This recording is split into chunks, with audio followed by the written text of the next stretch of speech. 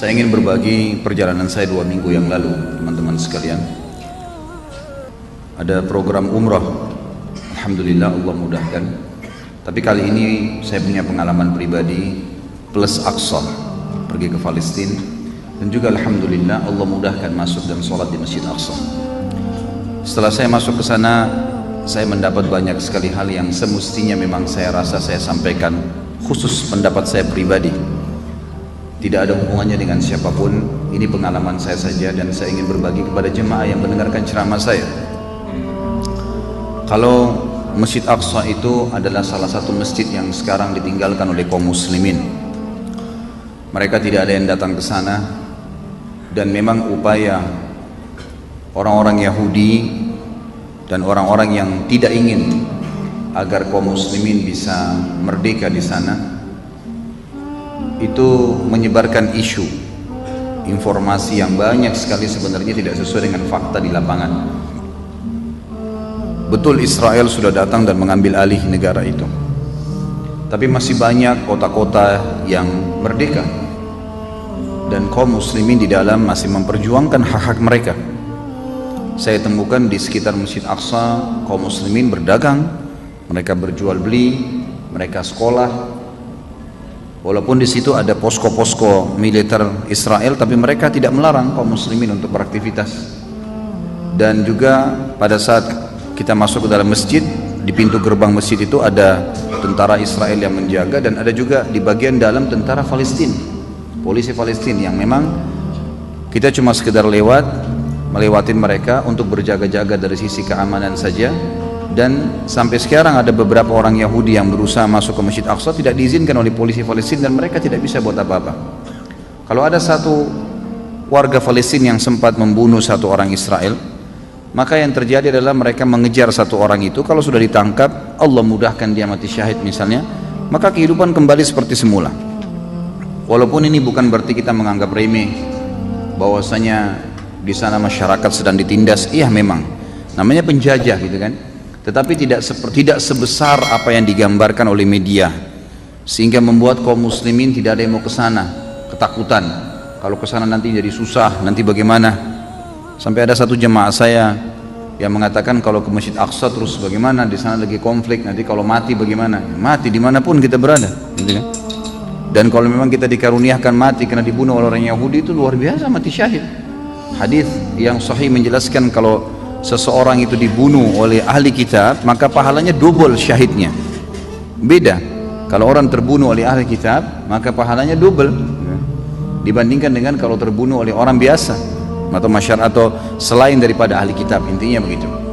Jadi saya ingin berbagi, sebenarnya kalau Allah mudahkan Anda memiliki rezeki dan bisa umrah plus Aqsa, maka lakukanlah.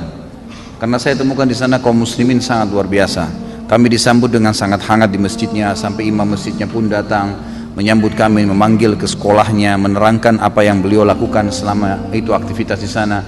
Berapa banyak hafidhah dan hafidh Al-Quran dari bapak-bapak, ibu-ibu, anak-anak yang tamat dari madrasah yang ada di sebelah atau di lokasi sekitar Masjid Aqsa. Bagaimana keadaan para syuhada, di situ ada kuburan mereka. Kemudian banyak sekali hal lah yang luar biasa sekali. Dan mereka mengatakan dengan datangnya kalian saja di sini sudah cukup untuk memberikan motivasi tambahan buat kami, semangat baru, gitu kan? Dan ternyata saya temukan di lapangan Turki adalah negara sekarang yang sangat faham tentang poin ini, sehingga akhirnya mereka dalam sepekan itu bisa 3 pesawat yang masuk, dan itu kurang lebih tidak kurang dari 1000 Muslim Turki yang masuk ke Palestina, dan mereka masuk rame-rame sholat di Masjid Aqsa, gitu. Pada saat ditanya kenapa, dia bilang karena kami tidak mau kehilangan masjid ini. Sekarang tentu lagi dijajah, tentu saja tidak sebebas kalau tidak dijajah, tapi kaum muslimin kalau punya kesempatan dan bisa untuk masuk sholat, kenapa tidak? Karena dalilnya terlalu banyak. Saya kemarin pas transit visanya ke Mekah dulu, habis umroh 3 hari, baru kami ke Amman, kemudian kami ke Palestina.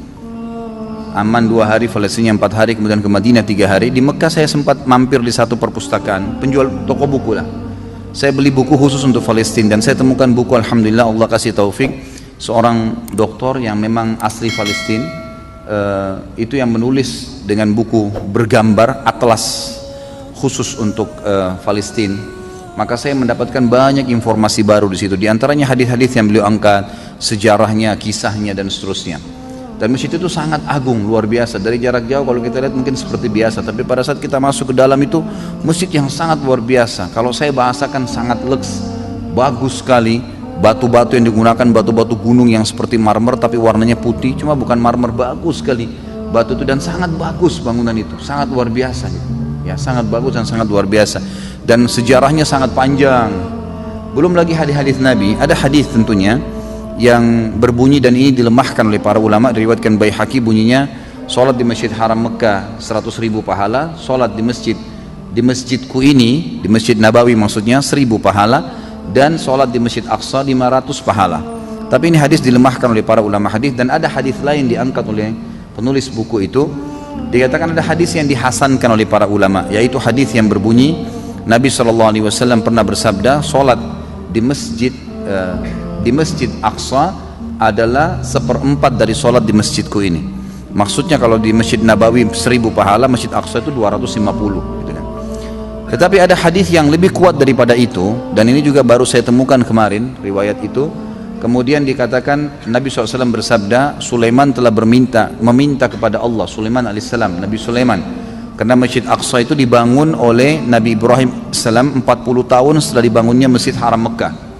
Jadi dalam sebuah riwayat Bukhari pernah ditanya kepada Nabi SAW, berapa lamakah masa jedah pembangunan Masjid Aqsa setelah Masjid Haram Mekah? Maka kata Nabi SAW 40 tahun. Karena Ibrahim alaihissalam membangun Ka'bah alaihissalam, beliau lalu menuju ke Palestina dan membangun Masjid Aqsa itu.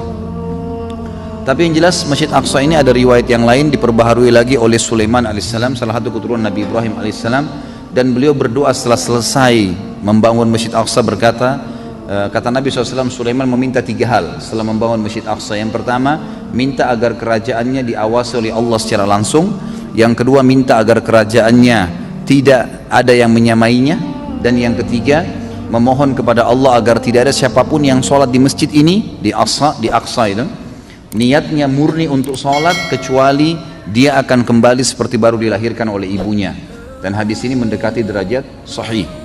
Maka kita temukan fadilah yang sangat luar biasa di sini. Orang satu kali sholat di Masjid Aqsa maka sama dengan orang baru dilahirkan oleh ibunya, bersih dari dosa. Jadi terlalu banyak fadilah. Belum lagi banyak riwayat-riwayat yang lain, tentu saya tidak terlintas sekarang, tapi saya ingin merasa punya tanggung jawab. Setelah saya masuk ke sana, saya melihat bagaimana semangat kaum orang-orang muslimin di sana pada saat menyambut kami. Sampai waktu saya lagi sholat subuh, masuk di masjid itu sholat subuh bersama dengan jemaah saya, kami melihat di semua saf pertama sudah terisi, isi semuanya, kursi-kursi sudah ditaruh orang-orang tua yang sudah sepuh duduk di kursi semuanya. Subhanallah, begitu di iqamah sholat, saya berdekatan dengan 2 jemaah saya, bapak-bapak dari Jakarta kebetulan, kemudian ada orang muslim Palestina yang tua di saf pertama itu balik ke arah kami. Dia lihat kami ini orang asing, kelihatan bukan penampilannya seperti orang Palestina, lalu dia mengalah gitu ya, dia menyuruh masuk ke saf pertama, disuruh maju. Lalu dia saling motivasi sama teman-teman satu sama yang lain, ayo kita dapat pahalanya teman-teman kita yang datang jauh mengunjungi kita ini. Akhirnya kita didarukan masuk ke saf pertama gitu. Kemudian sangat hangat sekali sambutan mereka. Bagaimana setelah selesai sholat mereka ada yang bicara semangat menyebutkan masalah jihad walaupun cuma 5-10 menit. Jadi suasana yang sangat luar biasa gitu ya. Suasana ada yang tersendiri, ada nilainya yang luar biasa. Belum lagi di situ ada kotak amal khusus diurus oleh Syu'un Islamiyah. Ada kayak seperti lembaga resmi pemerintah Palestina yang untuk mengurus Masjid Aqsa. Maka ini juga sesuai dengan hadis disebutkan Maimunah ini salah satu istri Nabi SAW. Ada riwayat yang mengatakan dia tetap dalam keterbudakannya. Maimunah ini adalah salah satu dari orang Yahudi Quraidah. Waktu suku Quraidah diusir oleh Nabi SAW, dikalahkan di perang setelah perang Ahzab di Madinah karena mereka berkhianat, maka Maimunah menjadi bagian dari Nabi SAW, bagian Nabi SAW. Maka Maimunah ini setelah mengucapkan syahadat mengatakan, ya Rasulullah, sampaikan kepada kami tentang Baitul Maqdis. Maka kata Nabi SAW, sholatlah, kata perintah, sholatlah ke sana, karena siapapun yang sholat di sana akan mendapatkan pahala 1000 kali lipat dibandingkan tempat lain. Hadis ini derajatnya sahih, berarti menandakan dia sederajat dengan sholat di Masjid Nabawi gitu kan, 1000 pahala. Lalu kata Maimunah, bagaimana kalau orang tidak mampu ya Rasulullah? Kata Nabi SAW, maka dia menyumbang menyumbang minyak ya, atau membeli minyak yang bisa menyalakan penerangan-penerangan di masjid itu. Karena siapa yang menerangi Masjid Aqsa sama dengan pahala sholat di dalamnya. Di sini motivasi untuk merenovasi tentunya, menyalakan listriknya, memperbaikinya dan seterusnya. Alhamdulillah kemarin saya sempat motivasi jemaah saya. Ini ada kotak, saya bilang di sini tempat penyumbangan. Kita nggak perlu lagi melalui LSM, ini sudah sampai di tempatnya. Sumbangkan langsung di kotak itu. Ya, kemudian kita akan mendapatkan pahala karena itu khusus memang untuk penjagaan dan perawatan Masjid Aqsa itu sendiri. Jadi Allah alam ini hal yang saya rasa perlu saya berbagi supaya jemaah tidak perlu ragu atau kaum muslimin tidak perlu ragu untuk mengunjungi ke sana, berharap supaya bisa mendapatkan pahalanya gitu kan. Walaupun memang ada pendapat sebagian ulama yang mengatakan tidak boleh ke sana selama memang harus izin dengan Israel. Tapi mereka memang sekarang menjajah. Ada sebagian yang mengatakan mereka menjajah. Kalau kita masih diizinkan, masih bisa masuk dan kita bisa memberikan bantuan dengan doa kita, dengan kita tetap hadir di masjid itu, kemudian bisa memberikan bantuan untuk mereka, maka kenapa tidak itu? Allahu a'lam. La ilaha illallah Muhammadur Rasulullah, la ilaha illallah Muhammadur Rasulullah.